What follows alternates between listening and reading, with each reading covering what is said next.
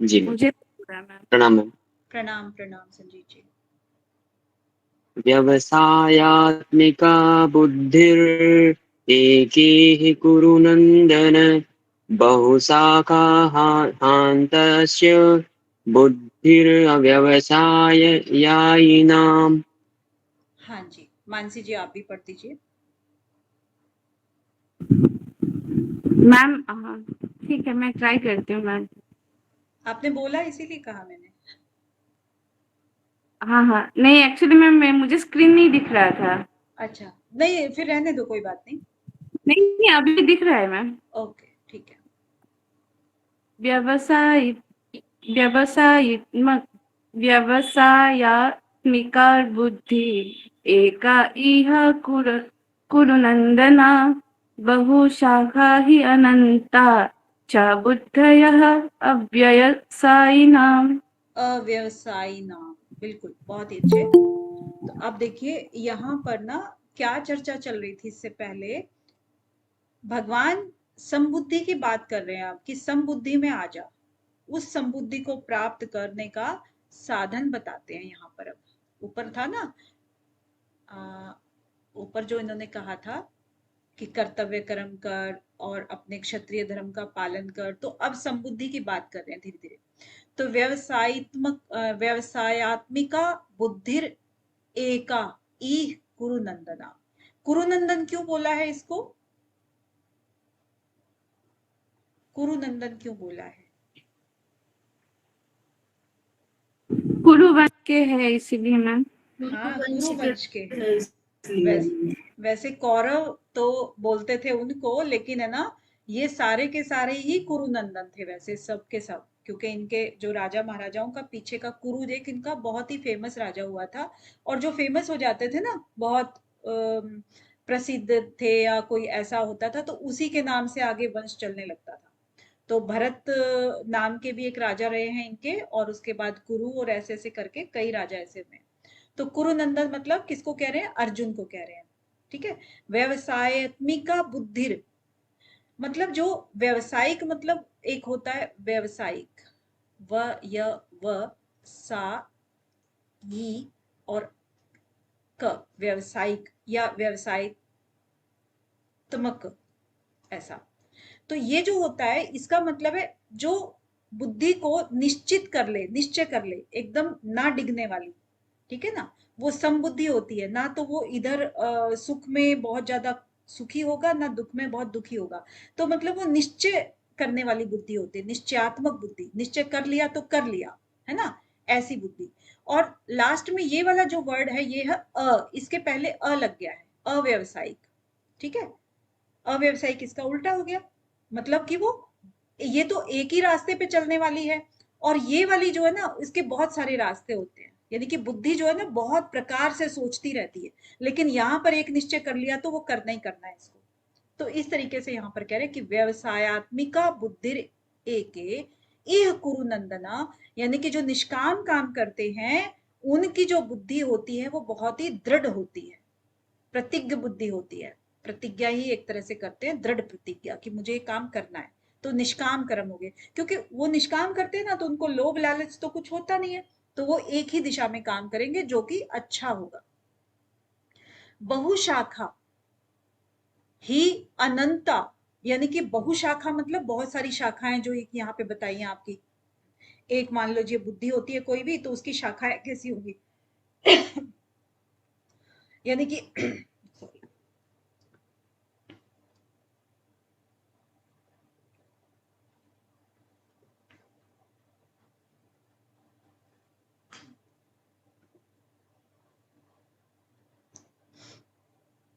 मतलब वो क्या करते हैं, ये सकाम काम करते हैं। सकाम का मतलब उनको फल प्राप्त करना है इसी काम से, और फल प्राप्त करना है तो उसके लिए क्या करेंगे वो? जैसे मान लीजिए किसी को पुत्र प्राप्ति की कामना करनी है। अब किसी ने बता दिया कि इसके लिए तुम ये औषधि का सेवन करो, इन मंत्रों का जाप करो, ये अनुष्ठान करो, किसी संत का आशीर्वाद ले आओ। और इस तरह से क्या हुआ, बुद्धि ने अनेक प्रकार के कार्य किए, लेकिन रिजल्ट एक ही था उसका, कि पुत्र प्राप्ति।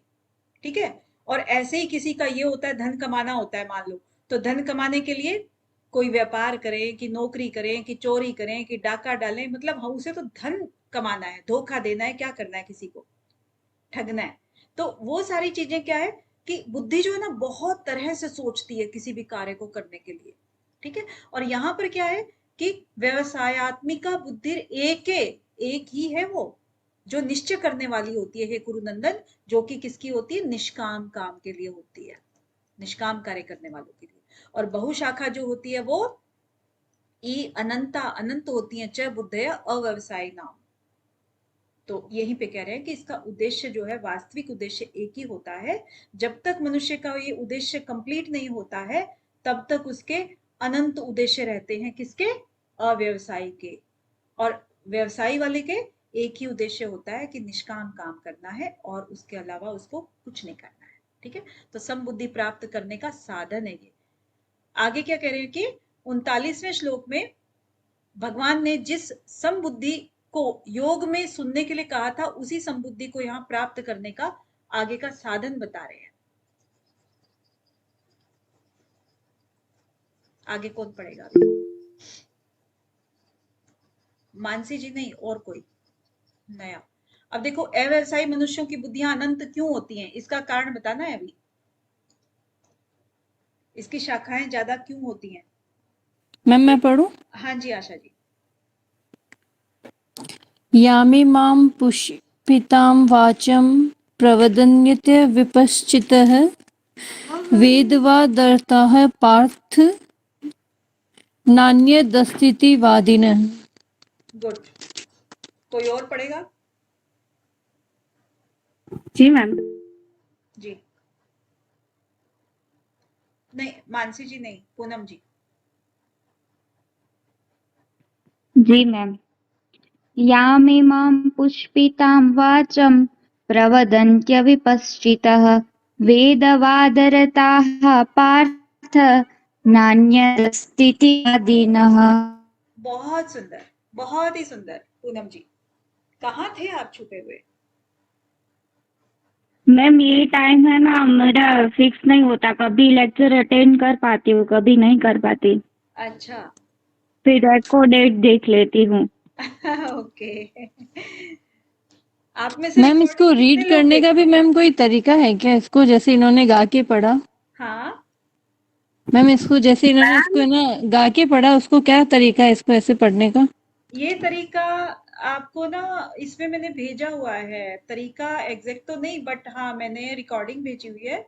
उसको आप बार बार सुनेंगे तो आपको ये याद हो जाएगा, इसके शब्दों के उच्चारण भी याद होंगे और साथ में ये धुन भी याद हो जाएगी। जी अनुश्रुत मैम। छंद का उच्चारण ऐसे ही होता है जैसे पूनम जी ने किया, जैसे प्रिंस जी करते हैं, संजीत जी भी कोशिश करते हैं, संगीता जी भी करती हैं। तो कुछ बच्चे सीख गए हैं। आगे याम इमाम। मैम आज एक क्लास होने वाला था ना छंद का? नहीं, उसका हो नहीं पाया, उसको आई फ्लू हो गया है, तो नेक्स्ट वीक आई थिंक लेंगे। तो याम इमाम पुष्पिताम वाचम। अब देखिए क्या कह रहे हैं यहाँ पे, याम इमाम।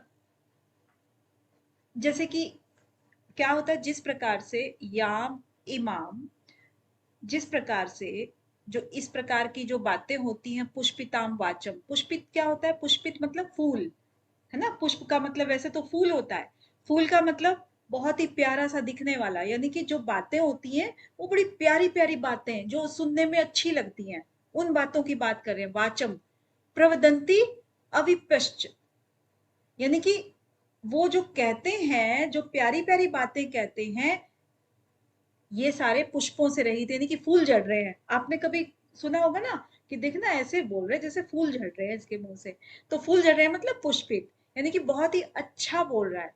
तो ये जो अच्छे जो बोलते हैं ना, अच्छा अच्छा प्यारी प्यारी जो बातें करते हैं, अविपश्चित। अविपश्चित है मतलब कि जो ये क्या बोलते हैं इसको, क्या बोलेंगे इसको, अविपश्चित, जैसे कि ये अविवेकी होते हैं, ये बोलेंगे इसको। एक विपश्चित होता है, एक अविपश्चित होता है। तो वे मतलब विवेकी नहीं है, वो अविवेकी है। वो क्यों है अविवेकी? ये कहते हैं कि वेद वादरता, वेद वादरता मतलब जो वेदों में जो कही हुई चीजें हैं ना, जो सकाम चीजों में जो रुचि रखते हैं उनकी बात कर रहे हैं। पार्थ, पार्थ मतलब अर्जुन को संबोधित कर रहे हैं। न अन्यत अस्ति इति वादिना, यानी कि जो वेदों में जो भोग में जो रुचि रखते हैं, जैसे कि जिसको स्वर्ग प्राप्ति करनी है तो कैसे करनी है, क्या आप काम करोगे कि आपको स्वर्ग की प्राप्ति हो, आपको इतना सारा धन मिले, स्वर्ग में कौन कौन से सुख मिले, उनकी बात कर रहे हैं। तो ये जो चीजें होती हैं जो वेदों में ये जो बात करते हैं, तो ये जो अविवेकी लोग होते हैं ना, वेदों की उन्हीं बातों को ही पकड़ लेते हैं और उन्हीं बातों को ही वो ऐसे कहते हैं जैसे कि बस उनके वही चाहिए, उनको और कुछ चाहिए ही नहीं। ठीक है, ये बात ये कहना चाह रहे हैं कि हे प्रथापुत्र, अल्प ज्ञानी मनुष्य वेदों के उन अलंकारिक शब्दों के प्रति अत्यधिक आसक्त रहते हैं जो स्वर्ग की प्राप्ति, उत्तम जन्म और ऐश्वर्य आदि की प्राप्ति के लिए अनेक सकाम कर्म फल की विविध क्रियाओं का वर्णन करते हैं। ये कह रहे हैं कि जैसे इंद्रिय तृप्ति और ऐश्वर्य में जिंदगी की कामना करने के कारण वो कहते हैं कि इससे बढ़कर कुछ है ही नहीं। ठीक है, अब क्या कह रहे हैं कि जैसे कामात्म, आगे लास्ट ये वाला जो आ गया, क्योंकि ये क्या है कि दोनों श्लोक मिले हुए हैं आपके, इन मिले हुए शब्दों से मिली हुई अवस्था में ही इसका अर्थ निकल रहा है। तो सेकंड वाला कौन पढ़ेगा अभी?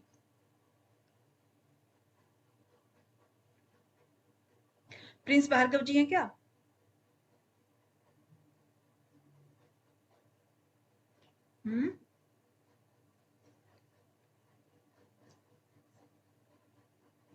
सोने का टाइम तो अभी नहीं हुआ, सब सो तो नहीं गए?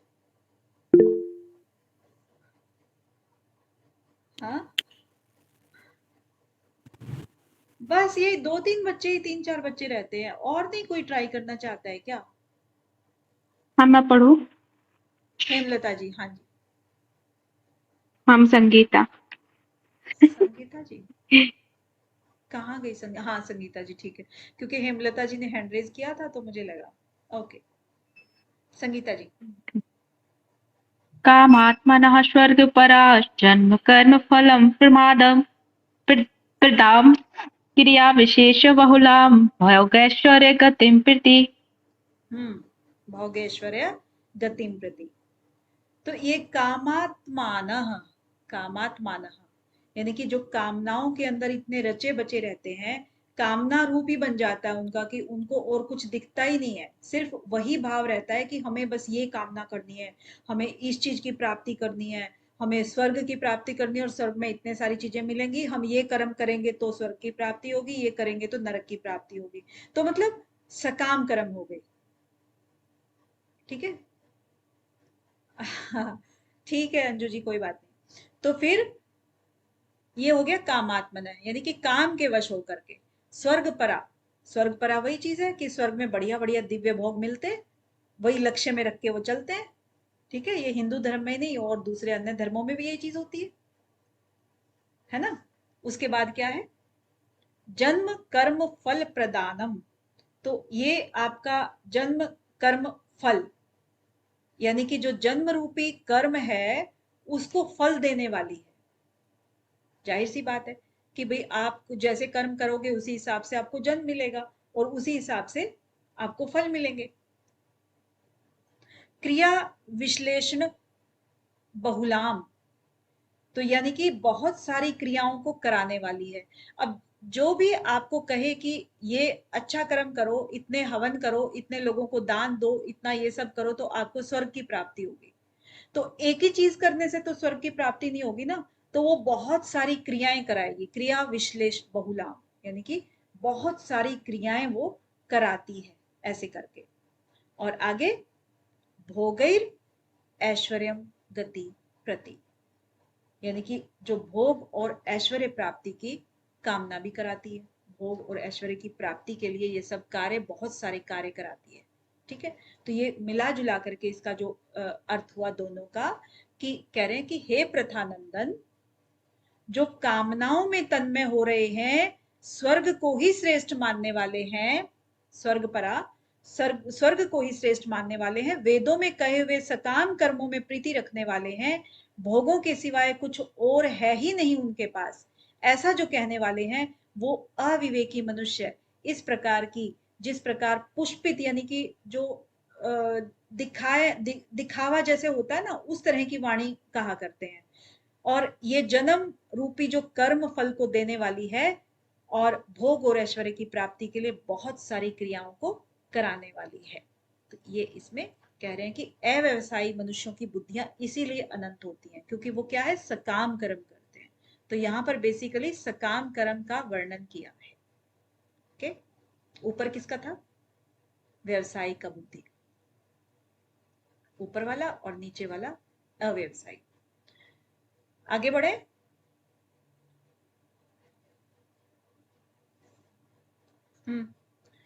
हेमलता जी।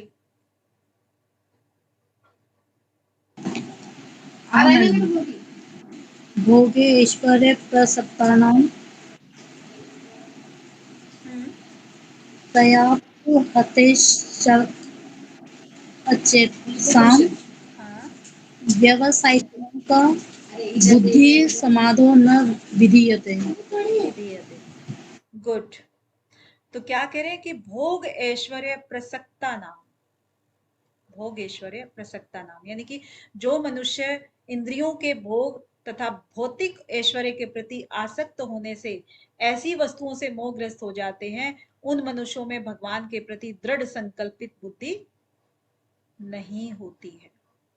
अब इसको थोड़ा सा और देखते हैं कि भोग ऐश्वर्य प्रसक्ता नाम, यानी कि भोग ऐश्वर्य, जो भोग और ऐश्वर्य के साथ में बहुत ज्यादा आसक्त हैं, भोग और ऐश्वर्य में पड़े हुए हैं, उनके ही पीछे पड़े हुए हैं, उन मनुष्यों की तया, तया मतलब उस पुष्पित वाणी से। क्योंकि पहले क्या कहा था इसने, सकाम जो कर्म कर रहे थे वो बहुत ही उन्हीं वेदों में सिर्फ उन्हीं चीजों को ही पढ़ करके उनका ही उल्लेख करते रहते हैं, जिसके अंदर ये कहा गया है कि कर्म योग में तुम्हें ये करोगे तो वो मिलेगा, वो करोगे तो वो मिलेगा, है ना।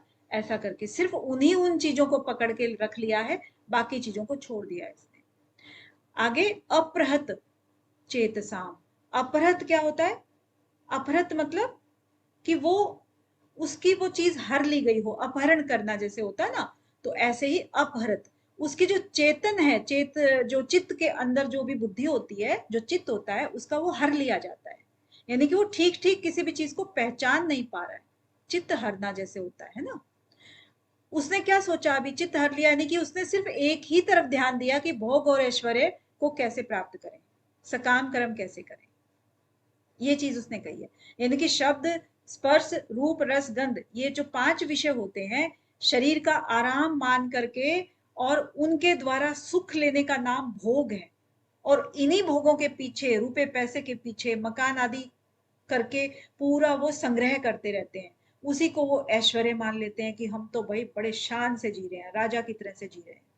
तो ये जो भोग और ऐश्वर्य की जो आसक्ति है, ये जो इनका खिंचाव है इनकी तरफ, ये भोग ऐश्वर्य प्रसक्तानम कही गई है यहाँ पर, राइट। उसके बाद क्या है कि व्यवसायत्मिका बुद्धि समाधौ न विधीयते, यानी कि जो मनुष्य जन्म का असली जो ध्येय होता है, व्यवसायत्मिका मतलब असली जो एक निश्चय वाली जो बुद्धि होती है, एक ही तरफ चलने वाली, जो निष्काम बोली गई है, वो परमात्मा को प्राप्त करने वाली है। ठीक है, तो ये यहाँ पर क्या कह रहे हैं कि समाधौ, यानी कि परमात्मा में, समाधि में मतलब परमात्मा में मिलना, समाधौ न विधीयते, तो उसकी जो बुद्धि होती है निश्चय वाली, वो इनकी तरह से नहीं होती है। तो तात्पर्य क्या है कि जो भोग भोगे जा चुके हैं और जो भोग भोगे जा सकते हैं, और या फिर जिन भोगों को सुन रखा है और जो भोग सुने जा सकते हैं, इन सारे संस्कारों के कारण बुद्धि में जो मलिनता रहती है, उस मलिनता के कारण संसार में सर्वथा विरक्त होकर एक परमात्मा की तरफ चलना है, यानी कि सब चीजों से वैराग्य ले लेना है। कोई भी चीज हो, चाहे आप सुन रहे हो नहीं सुन रहे हो, देख रहे हो भोग रहे हो नहीं भोग रहे हो, कोई भी चीज है, उन सब से क्या करना है, वैराग्य लेना है। तो ये दृढ़ निश्चय जिनमें नहीं होता है, ये इन लोगों में नहीं होता है, जो इन भोग और ऐश्वर्य के आसक्ति में पड़े रहते हैं, इनमें नहीं होता है, ये निश्चय, दृढ़ निश्चय नहीं होता है इनमें। तो ऐसे ही संसार की अनेक विद्याओं कलाओं आदि का संग्रह है कि मैं तो उससे विद्वान हूं, वो कहता है मैं उससे विद्वान हूं, मतलब एक दूसरे का विद्वान है कोई नहीं, जानता कोई नहीं है, लेकिन एक दूसरे को कंपटीशन दे रहे हैं बस। ठीक है, तो यहाँ पर ये कहना चाह रहे हैं। तो मैम यहाँ पे जो व्यवसायत्मिका बुद्धि का मतलब यही है कि जो अविवेकी लोग होते हैं नहीं, उनकी बुद्धि। व्यावसायिक बुद्धि तो होती है निश्चय वाली, ऊपर जो बताया था ना आपको। ये कह रहे हैं कि जो ये वाली जो विचारधारा के होते हैं वो कभी भी परमात्मा में एक निश्चय वाली बुद्धि के तरह से नहीं हो सकते हैं, वो दृढ़ संकल्प नहीं हो सकते हैं। ये कह रहे हैं न ओके मैम। विधीयते, ना न विधीयते, न लिखा है यहाँ पर, ठीक जी है? मैम। हाँ, बुद्धि तो ये वही है निश्चय वाली, ये वाली। लेकिन कह रहे हैं कि ये ऐसे नहीं हो सकते हैं। अब जैसे किसी को कहें कि भाई वो बेईमान है, तो उसको एक दूसरा सेंटेंस कहने का क्या है कि भाई ईमानदार नहीं है। चलिए नेक्स्ट। जी मैम। नेक्स्ट संजीत जी। त्रैगुण्यविषया वेदा निस्त्रैगुण्यो भवार्जुन निर्द्वन्द्वो नित्यसत्त्वास्तो निर्योगक्षेम आत्मवान्। बहुत बढ़िया। तो आपको क्या सुधारना है संजीत जी? थोड़ा स्लो जा रहे हो आप, हल्का सा आपको फास्ट बोलना है। तो जी मैम। त्रैगुण्य विषया वेदा, यानी कि वेद के जो 3 गुण हैं उनके कार्यों का वर्णन है। त्रिगुण वेदा निस्त्रैगुण्यो भव अर्जुना, यानी कि तुझे ये जो वेद में जो 3 गुण बताए गए हैं या 3 गुणों को समझना है जो तुम्हें, मतलब वेदों का वो अंश जिसमें 3 गुणों का वर्णन और उसके कार्यों का वर्णन किया गया है, उसकी बात कर रहे हैं कि वेद में जो तीनों गुणों का विषय बताया गया है, और विषय के अंदर क्या आ गया, तीनों गुण आ गए, उसके कार्य आ गए, ठीक है? अब उससे क्या कह रहे हैं भगवान श्री कृष्ण अर्जुन को, निस्त्रय गुणों भव अर्जुना, यानी कि इन तीनों गुणों से तुझे निष्क्रिय होना है, रहित तो होना है, ठीक है? यहाँ पर भव अर्जुना, भव और अर्जुन, उससे तू हो जा, अलग हो जा, रहित हो जा त्रिगुणों से। निर्द्वंदो, और क्या हो जा, निर्द्वंद मतलब राग द्वेष आदि जो भी होते हैं उनके द्वंद्वों से भी रहित हो जा। नित्य सत्व स्थो, यानी कि निरंतर, नित्य मतलब निरंतर, नित्य जो वस्तु में परमात्मा में स्थिर हो जा, यानी कि हर चीज को तू परमात्मा से ही जोड़ के देख। और निर्योग क्षेम, योग क्षेम से भी निर्वित हो जा, रहित हो जा, और आत्मवान बन, यानी कि परमात्मा परायण हो जा, परमात्मा के सपुर्द हो जा, ठीक है? ये चीज है। अब यहाँ पर योग क्षेम एक है, निर्योग क्षेम, बाकी सब अक्षर समझ में आ गए क्या सबको? त्रिगुण आ गया, निस्त्रिगुण आ गया, निर्द्वंद आ गया, नित्य, प्रेय मार्ग हाँ प्रेय मार्ग याद तो आ गया आपको। फिर भी जिसको नहीं पता है, तो योग क्षेम क्या होता है? योग का मतलब यहाँ पर क्या बताया गया है, जैसे कि अप्राप्त जो भी वस्तु है उसको तो आप प्राप्त करना चाहते हो, और क्षेम का मतलब हो गया कि जो प्राप्त हैं आपको वस्तुएं उनको आप बचाना चाह रहे हो, उसको खोना नहीं चाह रहे हो, उसकी रक्षा करना चाह रहे हो, ठीक है? तो वो योग क्षेम हो गया, यानी कि योग क्षेम की चाहना भी नहीं रखनी है। क्लियर है? तो त्रिगुण वेदा के जो विषय हैं उनको जान करके उनसे आपको निस्त्रिगुण होना है और निर्द्वंद होना है, और उसके बाद नित्य वस्तु परमात्मा में स्थित होना है, और योग क्षेम से भी रहित होना है, और आत्मवान बनना है। इतनी सारी चीजें बता दी गई है। क्योंकि जो भगवान कहते हैं ना कि जो मेरे परायण होते हैं उनके लिए योग क्षेम का वहन मैं खुद ही करता हूँ, तुम्हें करने की जरूरत नहीं है, तुम्हारी जरूरत की चीजें मैं अपने आप दे दूंगा तुम्हें। आगे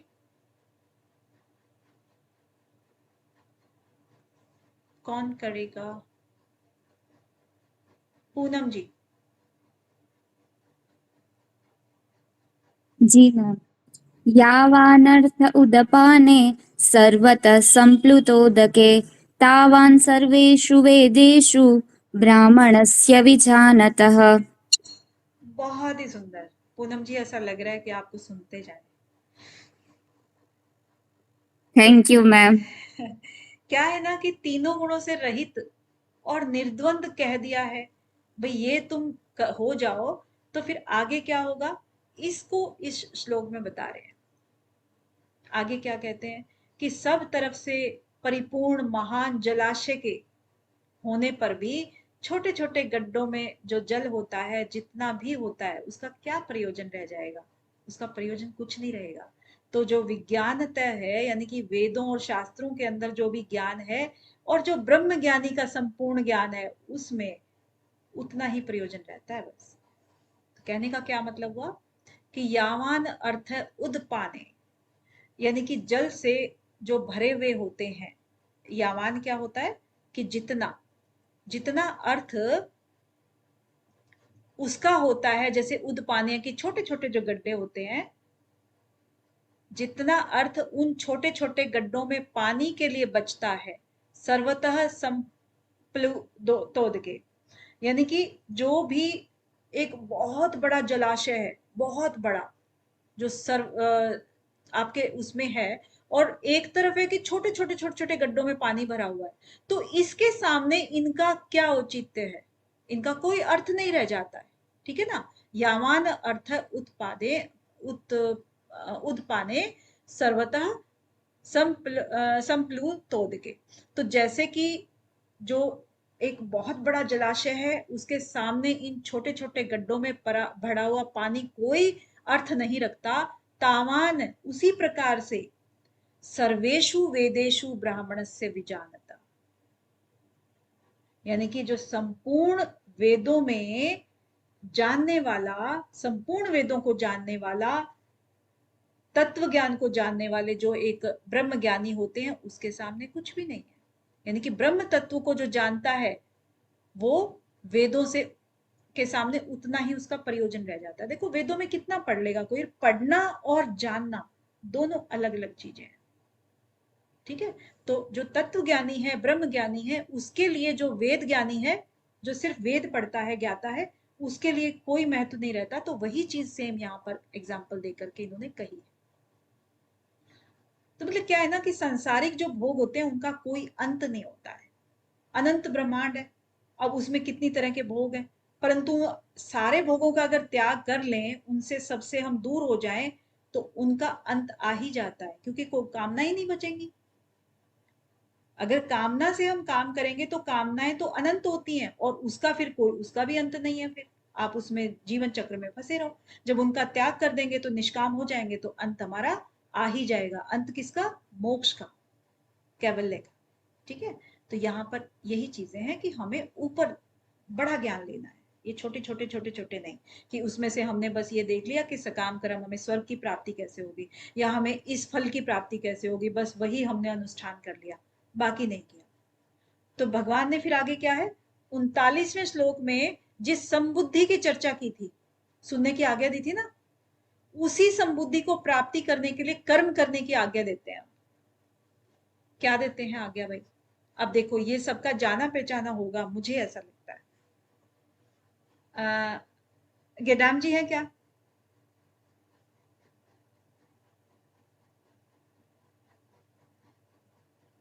चलिए, जो जिनको मतलब ये ना कि देखिए टीवी में आता था ये, इसीलिए वो बोले जिसको थोड़ा सा कम समझिए कि बोलना, जो कह रहे हैं अपने आप में कि बोलना नहीं आता है, तो वो बहुत आसानी से बोल पाएंगे।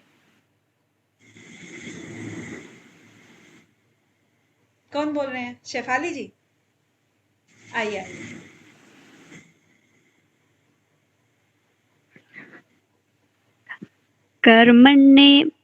कर्मण्येवाधिकारस्ते मा फलेषु कदाचन मा कर्मफलहेतुर्भुर्मा ते संगुः कर्मणि। बढ़िया, बहुत बढ़िया। देखिए कर्मणि मतलब कर्तव्य कर्म करने में ही तेरा अधिकार है। जब भी महाभारत आती थी ना, तो सबसे पहले इसी श्लोक से ही महाभारत की शुरुआत होती थी। कर्मण्येवाधिकारस्ते मा फलेषु कदाचन, यानी कि कर्म, जो कर्तव्य कर्म है तेरा, उसके करने में ही तेरा अधिकार है, उसके कर्म फल में नहीं है। कभी भी जो कर्म फल का हेतु भी जो है ना, वो भी मत बन तू। तेरी कर्म ना करने में भी आसक्ति ना हो, ये सब चीजें भगवान श्री कृष्ण ने कही हैं कि तेरा कर्म करने में ही अधिकार है, उसके फलों में तेरा कोई अधिकार नहीं है। इसीलिए तू ना तो अपने आप को कर्म के फलों का कारण समझ और कर्म न करने में तेरी आसक्ति भी ना हो, ये कहना चाह रहे हैं। कर्मणि, कर्मणि एव अधिकारः। तो कर्मणि एव अधिकार मतलब जो हमारे कर्तव्य कर्म होते हैं वो, उनमें तेरा अधिकार है, इसमें तू स्वतंत्र है, क्योंकि कर्म करना है, उसके सिवाय कोई और कर भी नहीं सकता मनुष्य के सिवाय, क्योंकि पशु पक्षी और जंगम जो होते हैं ये सब क्या होते हैं, स्थावर होते हैं। पशु पक्षी नहीं, मतलब जंगम आदि जो होते हैं ना वो स्थावर होते हैं, तो वो तो वैसे ही नहीं कर सकते। पशु पक्षी में इतना दिमाग ही नहीं होता है, केवल मनुष्य में होता है कर्म करना। वो अपने कर्मों का फल जो है ना भोगने के लिए आया है, लेकिन नए कर्म वो कर सकता है ताकि आगे का अपना सुधार सके वो। ठीक है, तो ये यहाँ पर कह रहे हैं। तो कर्मणि क्यों कह रहे हैं कि कर्मणि का मतलब है कि जैसे एक वचन, इसका एक कहने का मतलब क्या है कर्मणि का, कि मनुष्य के सामने ना देश काल घटना परिस्थिति ये सारी चीजें होती हैं, तो इसको शास्त्र विहित कर्म तो अलग अलग होंगे, लेकिन एक समय में एक मनुष्य केवल एक ही कर्म को कर सकता है। ये तो बात सही है ना। अब जैसे मान लीजिए कि अर्जुन को इन्होंने बोला था कि क्षत्रिय कर्म, क्षत्रिय धर्म का पालन कर, और क्षत्रिय धर्म जो होता है वो कौन कौन से धर्म आते हैं इसमें, कोई ऐसा तो है नहीं कि उसका सिर्फ युद्ध करना ही धर्म होता है या देश की रक्षा करना ही धर्म होता है, उसका धर्म एक दान करना भी होता है ना, दान भी करता है। तो अब ये अगर मान लीजिए कि एक समय में वो युद्ध कर रहा है तो उसी समय में दान तो नहीं कर सकता है, एक समय में एक ही कार्य करेगा, तो इसीलिए वो एक ही कार्य के लिए कर्मणि इसने बोला है। ठीक है, तो एक समय में चित्त या बुद्धि आपकी एक ही समय को अच्छे से कर सकती है, तो एव अधिकार है। और कर्म ही तेरा अधिकार है, उसके फलों के ऊपर तेरा कोई भी अधिकार नहीं है। माँ कर्म फल हेतुर भू, और इसी तरह से तू कर्मों को अपने फल का हेतु मत बना, कारण मत बना। और ते संग अस्तु अकर्मणि, और ये इनके अंदर तेरी आसक्ति भी नहीं होगी इन कर्मों में। राइट, अब तो आपके प्रिय श्लोक आ गए हैं। रंजना जी।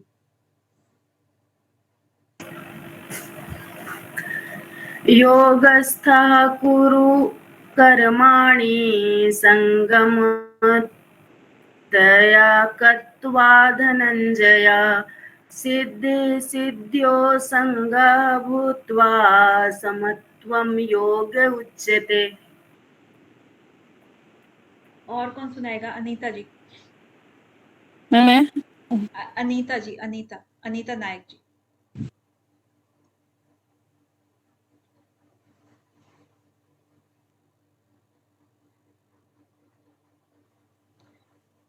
मैम मैं सुना दूं? प्रिंस भार्गव जी। नहीं है मैम मैं सुना दूं? नहीं मानसी जी, मैं किसी, मनीषा जी, किसी ने नहीं सुनाया हो ना, उसको हम चांस देना चाह रहे हैं। जी मैम।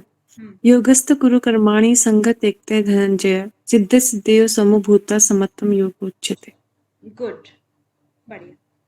देखिए, योगस्थ कुरु कर्माणि संगम त्यक्त्वा धनंजय। हे धनंजय, धनंजय को बोल रहे हैं, हे धनंजय तू आसक्ति का त्याग करके, त्यक्त्वा धनंजय योगस्थ कुरु कर्माणि, और त्याग करके सिद्धे सिद्धो समो भूत्वा, सिद्धि और असिद्धि में, अब इसको अगर हम ब्रेक करेंगे तो सिद्धि,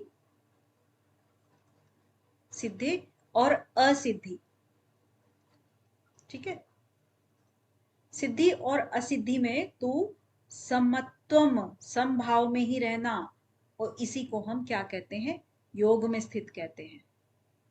ठीक है, सिद्धे सिद्धो समो भूत्वा, सम रहना है तुम्हें, समत्वम योग उच्यते, और इसी को हम योग कहते हैं। योगस्थ कुरु कर्माणि संगम त्यक्त्वा धनंजय सिद्धे सिद्धो समो भूत्वा समत्वम योग उच्यते। योगस्थ मतलब योग में स्थित हुआ जो भी होता है, हे धनंजय जो भी योग में स्थित होता है वो क्या करता है, कुरु कर्माणि, वो ऐसे कर्म करता है, संगम त्यक्त्वा धनंजय, उनका संग त्याग करके, उनमें आसक्ति त्याग करके, ऐसा ना। और उसके बाद सिद्धि और असिद्धि में भी वो समभाव में रहता है। इसी को हम क्या कहते हैं? समत्व बुद्धि वाला योग कहते हैं। आसक्ति के कारण क्या परिणाम होता है? राग द्वेष हो जाता है सांसारिक दृष्टि में, है ना। आदर निरादर होता है, किसी की प्रशंसा हो जाती है, किसी की निंदा हो जाती है, उससे हमारे अंतःकरण में फिर प्रभाव पड़ता है। कोई बुरा मानता है, कोई भला मानता है ना। तो इसी तरह से हमें उन चीजों की तरफ ध्यान ना देकर के समबुद्धि में रहना है। इसी को ही समता वाला योग कहते हैं, समत्वम योग उच्यते। ठीक है, आगे संजीत जी। दूरेण यावरं कर्म बुद्धियोगा धनंजय बुद्धो शरणमविच्छ कृपणा फलहेतवः। बढ़िया। तो इसमें देखिए आगे क्या था कि 39 में से 48वें श्लोक तक समबुद्धि का जो वर्णन हुआ सकाम कर्म की अपेक्षा, उसमें समबुद्धि की श्रेष्ठता दिखाई है इसमें। तो दूरेण हयवरम यानी कि जो दूर से अत्यंत ही निकृष्ट है। आगे क्या है कि कर्म बुद्धि होगा, यानी कि जो कर्म है, जो सकाम कर्म है, जो दूर से अत्यंत ही निकृष्ट है। सकाम कर्म तो वैसे ही निकृष्ट होते हैं, तो उसमें क्या करें? बुद्धो शरणम, यानी कि जो बुद्धि है, बुद्धि जो है हमारी, जो समता वाली बुद्धि है, वो आश्रय जो ले लेती है, अनविच्छ आश्रय जो ले लेती है, कृपणा। कृपणा मतलब अत्यंत ही दीन वाले होते हैं, कृपा पात्र के होते हैं, कृपा वाले होते हैं, यानी कि दीन वाले होते हैं। फल हेतवा यानी कि उस फल के हेतु बनने वाले अत्यंत ही दीन है। तो सबका मतलब क्या हुआ कि जो बुद्धि योग है, समता वाला जो योग है, उसकी अपेक्षा सकाम कर्म करने वाले अत्यंत ही निकृष्ट होते हैं। तो हे धनंजय, बुद्धि का आश्रय ले तू। किस बुद्धि का? समता वाली बुद्धि का आश्रय लेना है तेरे को। और इससे ही, क्योंकि ही आगे क्या है? ही फल हेतु कृपणा, क्योंकि फल के हेतु बनने वाले अत्यंत ही दीन होते हैं। कृपणा फल हेतु। ठीक है, तो क्या इसने निकाला? आपको समझ आ गया ना ये वाला? दूरेण ही अवरम कर्म बुद्धि योगात संजय। हे धनंजय, तू जो क्या कर कि दूर से ही जो निकृष्ट दिखने वाले कर्म होते हैं उनको छोड़ करके बुद्धि के द्वारा यूज कर, अपने बुद्धि को यूज कर, बुद्धि वाला योग अपना। और बुद्धि शरणम अविच्छन है, यानी कि बुद्धि के शरण में जो तू है ना, आ जा। और इससे ये जो कृपा, जो ये वाले होते हैं ना सकाम कर्म, ये कृपा के पात्र होते हैं, जो कि अत्यंत ही दीन होते हैं। क्लियर है? चलिए आज का लास्ट कर लेते हैं। लास्ट कौन करेगा?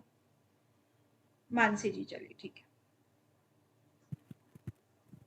बुद्धियुक्तो जहातीह उभे सुकृत दुष्कृते तस्माद् योगा युजस्व योग कर्मसु कौशलम।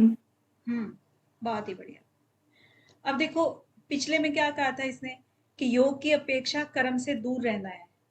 योग जो है ना बेस्ट बताया, क्योंकि जो बुद्धि थी हमारी उसी के ही हमें पास रहना है, जो व्यवसायिक बुद्धि थी।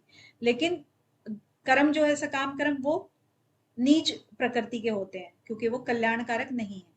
और जैसे कि होता है कि पर्वत से अणु बहुत ही दूर है, और अणु को पर्वत के पास जाकर रख दे तो दोनों की कोई तुलना नहीं की जा सकती। ऐसे ही योग से कर्म बहुत दूर है, अर्थात योग और कर्म की तुलना की ही नहीं जा सकती।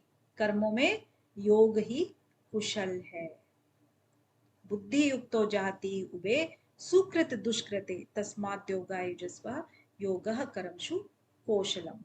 तो यहाँ पर बुद्धि युक्त, बुद्धि युक्त मतलब जो समता वाला बुद्धि है ना, उसकी बात कर रहे हैं। वो वाला बुद्धि युक्त जिसके अंदर बुद्धि है।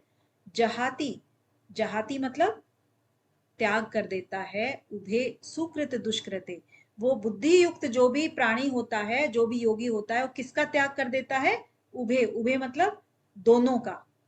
और सुकृत यानी कि जो करने वाले हैं। सुकृत मतलब जो करने वाले कौन से कर्म है? सुकृत यानी कि अच्छे कर्म, यानी कि पुण्य कर्म। ठीक है, सुकृत अच्छे होते हैं ना, और दुष्कृत मतलब पाप कर्म। जो पाप और पुण्य दोनों को त्याग देता है ऐसा बुद्धि युक्त होता है। तस्मात, तस्मात मतलब अतः तू क्या कर, योगाय युजस्व। योगाय मतलब योग, जो समता वाला योग है उसमें लग जा। युजस्व उसमें शामिल हो जा, उसमें लग जा। योगः कर्मसु कौशलम। अगर ये भाव आ जाएगा कि पाप पुण्य को तूने दोनों को ही त्याग दिया है, अगर ये भाव लेकर के तू योग में लग जाएगा तो सभी कर्मों को, योगः कर्मसु कौशलम, सभी कर्मों को तू योग की तरह से ही कर पाएगा, यानी कि कुशलता से कर पाएगा। क्योंकि देखिए उसको कोई भी अब निष्काम काम कर रहा है ना, पाप और पुण्य से दूर होकर के काम कर रहा है वो, तो फिर वो उसके सारे काम कुशलता पूर्वक हो जाएंगे, इसमें कोई संदेह नहीं है। तो इस श्लोक में क्या है कि योगा कर्मसु कौशलम, तो इसके दो अर्थ लिए जा सकते हैं। वैसे ये जो है इसमें क्या कह रहे हैं कि एक में तो क्या कह रहे हैं कि कर्मों में कुशलता ही योग है ना, एक अर्थ ये हो गया कर्मों में कुशलता, एक अर्थ। और दूसरा अर्थ क्या हो सकता है इसका, कर्मशु योग है कौशलम, यानी कि कर्मों में योग ही कुशलता है, कर्मों में योग ही कुशलता है। तो ये भी एक अर्थ लिया जा सकता है, कर्मों में योग ही कुशलता है। और हम अक्सर जो लेते हैं कि कर्मों में कुशलता वाला लेते हैं, कि अगर हमारा योग घटित हो गया है तो हमारे सभी कर्मों में कुशलता आ जाती है, क्योंकि हम एकाग्र होकर के कार्य करेंगे तो कुशल तो अपने आप ही होंगे। क्योंकि लोभ लालच राग द्वेष अगर नहीं होगा हमारे व्यवहार में, जब वो हम कार्य करेंगे तो जाहिर सी बात है हम वो कार्य अच्छा ही करेंगे। राइट मैम, हाँ जी। मैम इधर जो बोला है कर्मों में कुशलता आ जाता है, वो तो डे टू डे लाइफ में भी होता है, लेकिन इसका मतलब ये भी है क्या, कर्मों की कुशलता का मीनिंग कि हम सुकृत और दुष्कृत जो पाप पुण्य का कर्म है उससे मुक्त हो जानने का जो मीनिंग है, हाँ हाँ, मुक्त कर्मों बिल्कुल का रिलेट कुशलता पाना है। रिलेट होता है ना मानसी जी। जब पाप पुण्य हमारे व्यवहार में नहीं रहेंगे, हमने उनको त्याग दिया अगर, क्योंकि उसका क्या मतलब हुआ, सीधा सीधा निष्काम कर्म, यही हुआ ना कि हमें फलों की इच्छा नहीं करनी है। पुण्य कमाएंगे अगर अकेले पुण्य पुण्य के काम करेंगे तो क्योंकि हमारे को ये आता है, पता है कि भाई ये हमें स्वर्ग की या फलों की प्राप्ति करनी है, तभी हम पुण्य पुण्य कर रहे हैं। लेकिन पाप भी साथ में हम त्याग रहे हैं और पुण्य भी त्याग रहे हैं, दोनों चीजें त्याग रहे हैं, जहाती है ना। इसका मतलब क्या हुआ, निष्काम काम कर रहे हैं। कार्य तो हमें करने हैं, शरीर है तो हमें कार्य करने ही पड़ेंगे, लेकिन हमें उसके फल प्राप्ति के उद्देश्य से नहीं कर रहे हैं। अब जब नहीं कर रहे हैं तो हमें कोई लोभ लालच तो है ही नहीं ना, हम जो भी करेंगे वो एकाग्र होकर के करेंगे। तो सारे ही कर्म जो भी करेंगे हमें कुशलता पूर्वक ही करेंगे।